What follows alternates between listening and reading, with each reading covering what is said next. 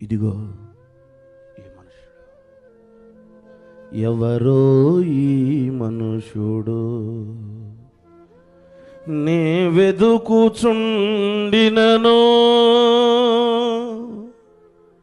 నన్ను వెదకిన ప్రియుడు,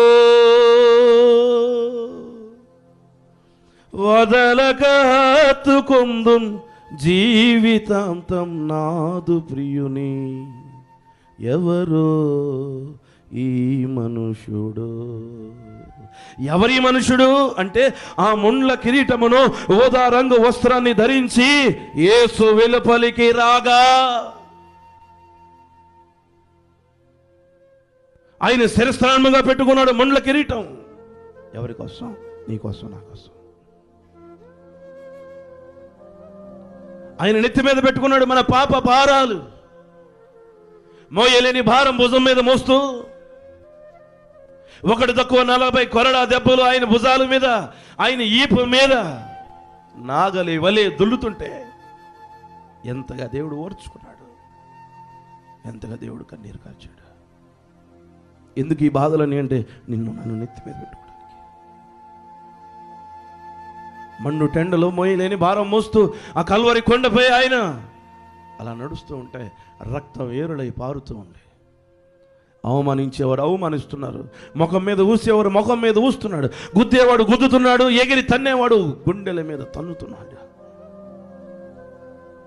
ఎంత బాధను ఆయన అనుభవించాడు, ఎంత బాధ. అంగుళం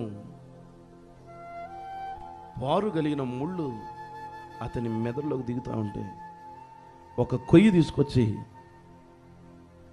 ఆ ముండ్ల కిరీటం మీద కొడితే ఆ ముండ్లని మెదడులోకి దిగిపోతుంటే ఎంత విషయంగా మారిపోయింది.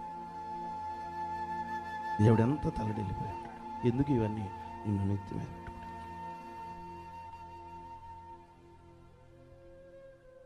ఆ కోయ శిలువ మీద ఆయన పడుకోబెట్టి చేతులలో కాళ్ళలో మేకులు దిగ్గొడుతూ ఉంటే రక్తము చిందుతూ ఉంటే దాన్ని చూసి అందరూ ఆనందపడుతున్నారు. దేనికి ఇవంతా? ఆ సిలువ నా కొండ మీద ఏలాడదీసి ఇంకా ఆయన చచ్చాడో లేదో అని బళ్ళెముతో పక్కలో పొడిస్తే నీరుకు రక్తానికి బదులు నీరు కారుతుంటే, దాహమని అడిగినప్పుడు చేదు తీరకనిచ్చారు. ఈ బాధలన్నీ దేవుడు పడడానికి గల కారణం నిన్ను నెత్తి మీద పెట్టుకోవడానికి, శిరస్త్రాణం అని ఉంచుకోవడానికి, రక్షణ మనకి ఇవ్వడానికి.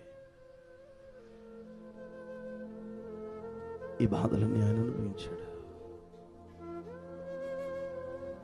ఇప్పుడు కూడా నువ్వు తెలుసుకోలేకపోతున్నావు ఆయన ఎవరు. ఇప్పుడు కూడా నువ్వు నమ్మలేకపోతున్నావు ఆయన ఎవరో. ఇప్పుడు కూడా నువ్వు దేవుని రాలేకపోతున్నావు. వాక్యం అనే ఆకలి నీకు లేదు, ప్రార్థన కన్నీటి ప్రార్థన నీకు లేదు, దేవుని యందు ప్రేమ లేదు, దేవుని యందు సహవాసం లేదు, దేవుడు అంటే శ్రద్ధ లేదు.